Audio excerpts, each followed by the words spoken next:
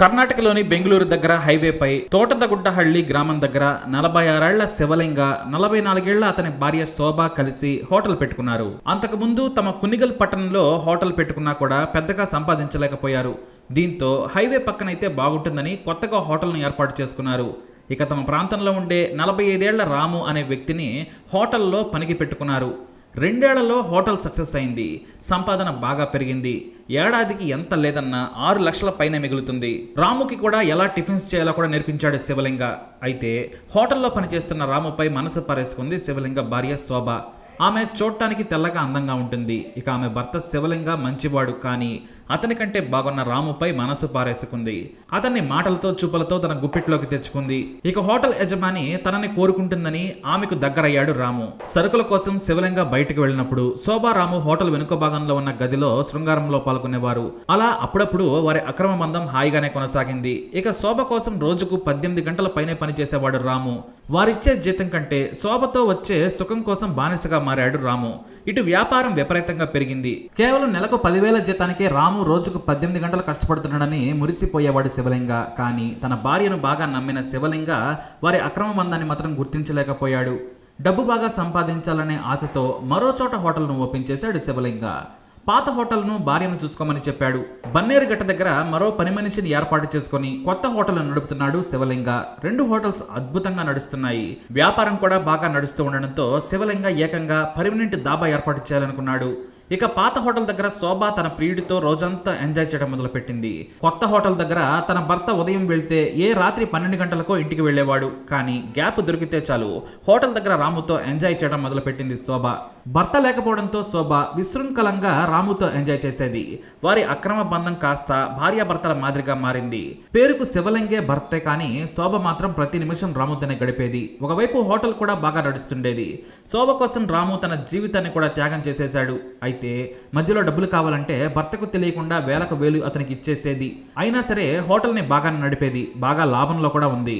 శోభ అలాగే హోటల్లో పనిచేసే రాము మధ్య ఉన్న అక్రమ బంధం తెలియని శివలింగ డబ్బును చూసి వారికి మరింత స్వేచ్ఛనిచ్చాడు. దీంతో రాత్రి సమయంలో ఫుడ్ ఎక్కువగా తింటున్నారని పాత హోటల్ దగ్గరే ఉండటం మొదలుపెట్టింది శోభ. హైవే కావడంతో రాత్రి సమయంలో 2 రేటుతో మంచి టేస్టీ ఫుడ్ను అందించేవారు. దీంతో పాత హోటల్ లాభాలను మరింత రెట్టింపు చేసింది. భార్యా పిల్లలు ఉన్నా కూడా వారానికి 1 రోజు మాత్రమే వెళ్లేవాడు రాము. నాకు జీతం పెరిగిందని భార్యను ఒప్పించాడు. ఇలా పాత హోటల్ దగ్గర రాము, శోభ, కొత్త హోటల్ దగ్గర శివలింగ ఎక్కువ సమయం గడుపుతూ ఉన్నారు. శోభ రాముల బంధం యథేచ్ఛగా సాగుతుంది. డబ్బులను కూడా లెక్కలేసుకుంటూ శివలింగ బిజీగా ఉన్నాడు. ఇంతలో కరోనా కారణంగా కొత్త హోటల్ను మూసేశాడు శివలింగ. అంతేకాదు లాక్డౌన్ సమయంలో పాత హోటల్ను కూడా మూసేశారు. మళ్ళీ లాక్డౌన్ ముగిసిన తర్వాత ముందు పాత హోటల్ను తిరిగి తెరిచారు. అయితే రాముకు జీతం ఎక్కువగా ఇస్తున్నామని భార్యను తప్పుపట్టాడు శివలింగ. అప్పుడంటే వ్యాపారం బాగా నడిచింది, కానీ ఇప్పుడు 8,000 మాత్రమే ఇస్తాను, ఇష్టముంటే రావాలని లేదంటే లేదని రాముకు తెగేసి చెప్పాడు శివలింగ. కానీ శోభ మాత్రం ఎలాగైనా సరే రామును హోటల్లో పనికి పెట్టుకోవాలనుకుంది. తాను మిగతా 2,000 ఇస్తాను, కానీ నన్ను వదిలి వెళ్లొద్దని శోభ తన ప్రియుడైన రామును బ్రతిమలాడింది. ఇటు రాము కూడా జీతం కంటే శోభతో గడపడమే ఇష్టంగా బ్రతుకుతున్నాడు. కరోనా కారణంగా ఇద్దరూ దూరంగా ఉండడంతో వారి మధ్య ప్రేమ మరింత పెరిగింది. ఇక తనకు 8,000 ఇచ్చినా పనిచేస్తానని రాము చెప్పడంతో శివలింగ కూడా సరేనన్నాడు. మళ్ళీ హోటల్ బిజినెస్ మొదలైంది. అయితే ఈసారి రాము, శోభ మధ్యల మాటల తీరు చూసి శివలింగ అనుమానించాడు. వారి మధ్య చనువు చూసి షాక్ అయ్యాడు. దీంతో వారిపై ఒక కన్నేసి ఉంచాడు. ఓ ఆదివారం రోజు వ్యాపారం తక్కువగా ఉంటుందని గ్రహించి తాను సిటీకి వెళ్తున్నాను, సరుకులు తీసుకొస్తానని శివలింగ బయటకు వెళ్ళాడు. అయితే ఇదంతా కూడా కేవలం తన భార్యను రామును అనుమానించడం కోసమే అతను పక్కా ప్లాన్ వేశాడు. అందుకోసం ఆ హోటల్ వెనకే నక్కాడు. దీంతో సరిగ్గా అదే సమయానికి హోటల్ వెనుకున్న గదిలోకి వెళ్లి రాము, శోభ శృంగారం చేస్తుండగా రెడ్ హ్యాండెడ్గా పట్టేసుకున్నాడు శివలింగ. అక్కడే తన భార్యను చితక్కొట్టాడు. రాము మీద చేయి చేసుకోగా ఎదురు తిరిగి అక్కడి నుంచి వెళ్లిపోయాడు. ఈ ఘటన జరిగిన తర్వాత దాదాపు వారం రోజులు హోటల్ వ్యాపారం నడవలేదు. ఆ తర్వాత శివలింగ కూడా బయటకు విషయం తెలిస్తే తన పరవే పోతుందని ఎవరికీ చెప్పుకోలేదు. మళ్ళీ భార్యను తీసుకొచ్చి తానే ఉంటూ హోటల్ని నడుపుతూ ఉన్నాడు. అయితే శివలింగ సరుకుల కోసం బయటకు వెళ్ళిన సమయంలో రాముతో ఫోన్లో మాట్లాడేది శోభ. మనం కలిసి హోటల్ను నడుపుకుందాం, శివలింగ లేకున్నా మనకు భయం లేదు, అతన్ని చంపితే హాయిగా మనం కలిసి బ్రతకొచ్చని ఇద్దరూ ప్లాన్ చేసుకున్నారు. అంతేకాదు తాను 24 గంటలు నీ కోసం హోటల్లోనే ఉంటానని శోభకు చెప్పాడు రాము. ఇక ఇద్దరు కూడా సమయం కోసం ఎదురు చూశారు. ఓ ఆదివారం రోజు రాత్రి సమయంలో మద్యం తాగి పడుకున్న శివలింగ తలపై ఐరన్ రాడ్తో బాది చంపేశారు. ఆ తర్వాత హైవేపై ఉన్న హోటల్ లైట్లను ఆర్పేశారు. బైక్పై రాత్రి సమయంలో దాదాపు 40 కిలోమీటర్ల దూరంలో శివలింగ బాడీని ఒక పొదల్లో వేసి వచ్చారు.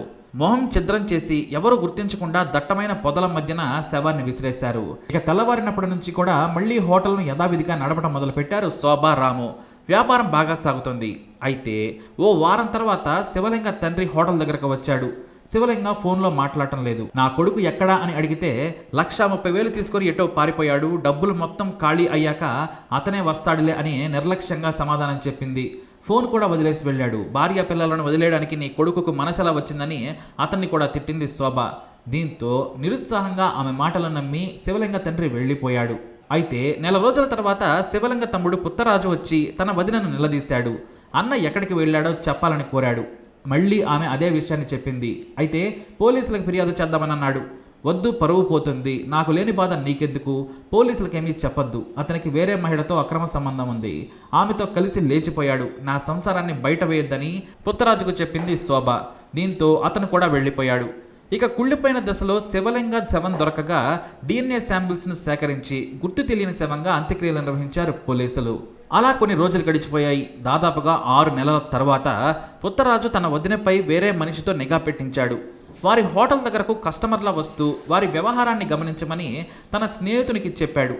చీమకు కూడా హాని చేయని నా అన్నకు అక్రమ సంబంధం ఉంది అంటే పుత్తరాజు నమ్మలేకపోయాడు. దీంతో తన వదిన మీద అనుమానం కలిగి రహస్యంగా శోభ మీద నిఘా పెట్టాడు. ఆ విషయం తెలియని శోభ, రాము భార్యాభర్తల మాదిరిగా కలిసి ఉన్నారని తెలియడమే కాదు, అక్రమ బంధం ఉందని కూడా తెలుసుకున్నారు.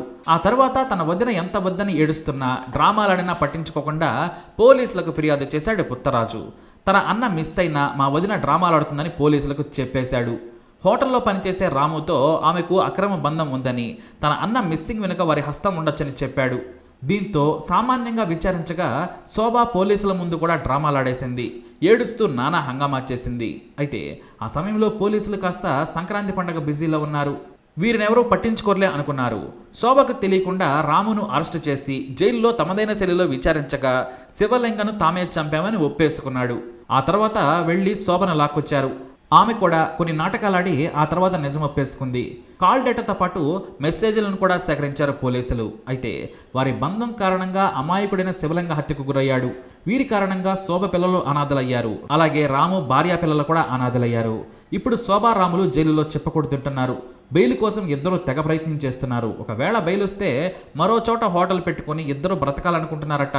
తమ హోటల్లో పనిచేయడానికి వచ్చిన రాముతో కలిసి ఈ హత్యకు కారణమైంది శోభ. మరి వీరికి ఎలాంటి శిక్ష పడాలి? మీ అభిప్రాయాన్ని కమెంట్ ద్వారా తెలియజేయండి. అలాగే ఇలాంటి ఇన్ఫర్మేషన్స్ కోసం వీడియోని లైక్ చేయండి, షేర్ చేయండి, మా ఛానల్ సబ్స్క్రైబ్ చేసుకోండి.